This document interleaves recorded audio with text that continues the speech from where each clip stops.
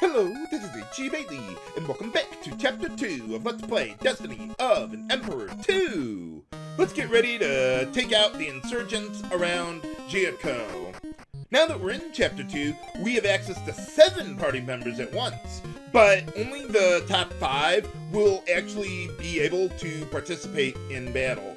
Whoever is your designated tactician, if you put them in the active party of 5, they would get forced down into the 6th slot whenever you get into another battle there.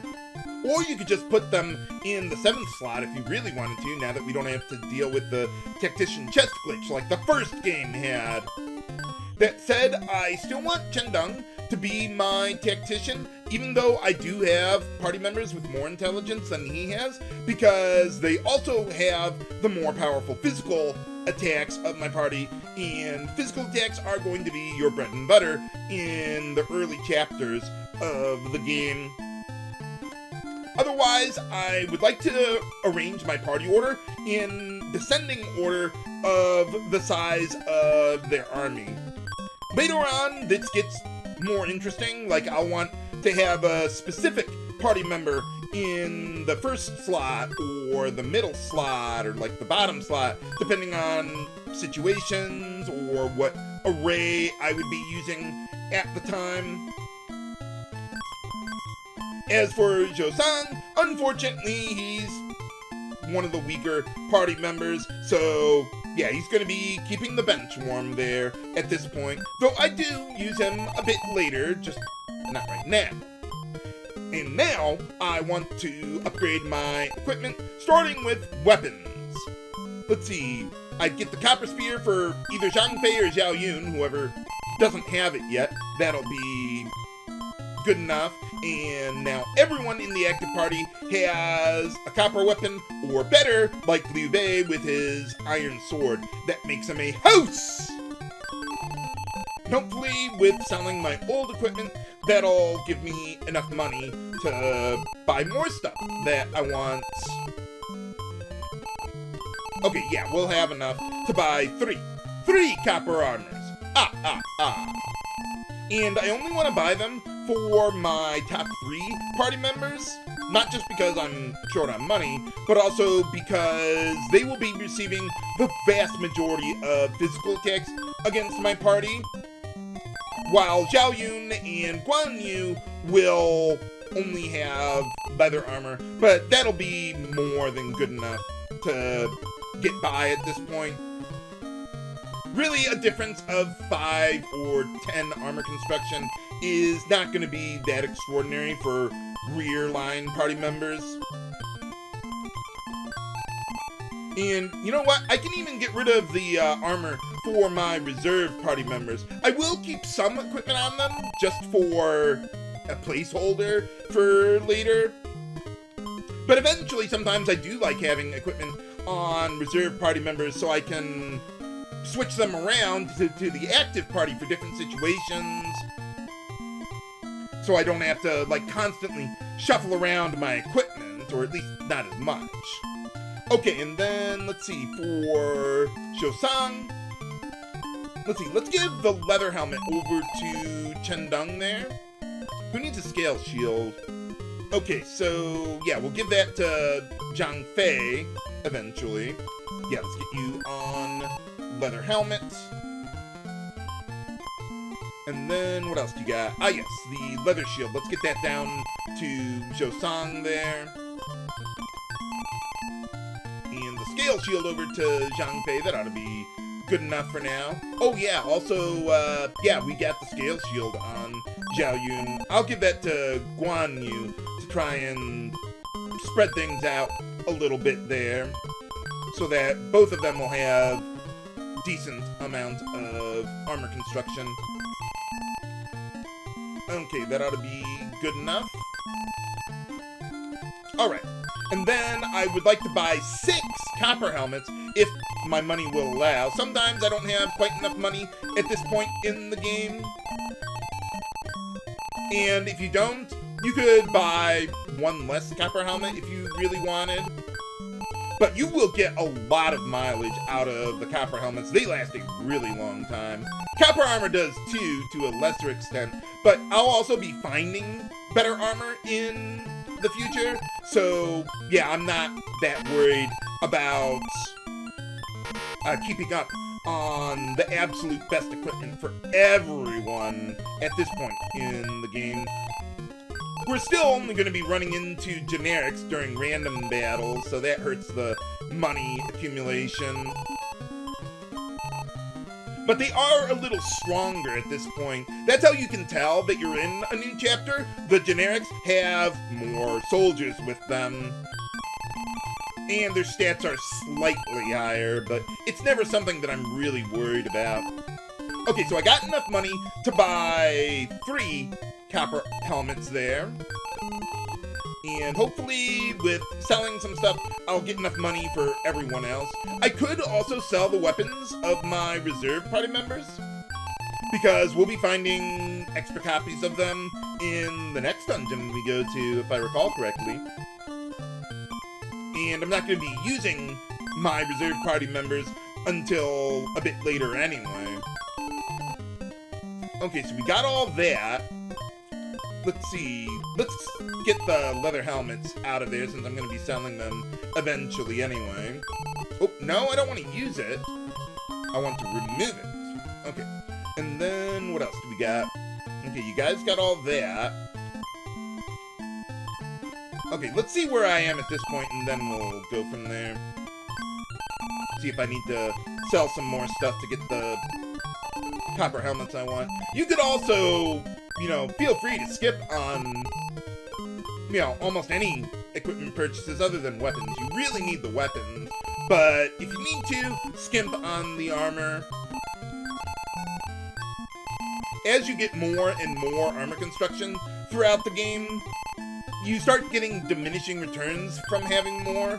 Like, having 5 more armor construction means a lot more now than it does later in the game, as far as, like, a percentage of damage mitigated goes. Okay, I'm going to get rid of the copper sword, which I think will sell for enough money for me to get 3 more copper helmets.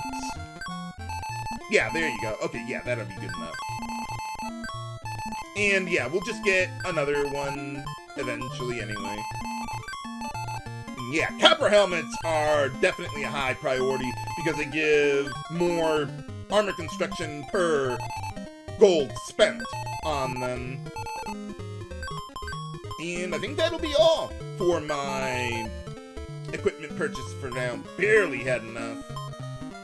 Okay, what else do we got? Ah, yes, you guys.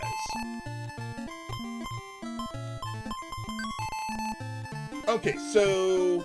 Oh yeah, it might have looked like his armor construction went down. The game didn't, like, recalculate it or something until I equipped some... Or maybe I was just imagining things. Maybe I was looking at the wrong character's AC there. But, okay, so yeah, the front three should have 45 armor construction, and then 35 to 40 for the other 2. And that ought to be good. Since we're in a new chapter, we're also at maximum soldiers and TP, so I don't need to rest up at the inn. Not to mention, I don't have the money. Now, there is Xiakou Castle to the south there, but you can't get in right now, and there's nothing to do there anyway. So what you're supposed to do is go to these villages to the east of Jingzhou Castle. Hey, how's it going? You mean fight alongside us, right? No! Instead we get boss time! Against Huang Shao. So yeah, you see the generics along with him have way more soldiers than they did in the first chapter there. But I don't really need to use tactics here or anything. Oh, I should probably take a look at his stats there before I finish murdering him. Well, I guess you want to rebel. I would think you'd want rebels. But, no, we get bandits instead. But, yeah, as you can see, his stats are nothing to write home about. This battle also doesn't have any castle defense, so I suppose it should be obvious. I think I forgot to mention the final battle in Chapter 1 in the previous episode, that had a castle defense of 179. So that's about 70% of normal physical damage dealt. But alright, we already got Huang Shao out of the picture. Yeah, we can just go all out now.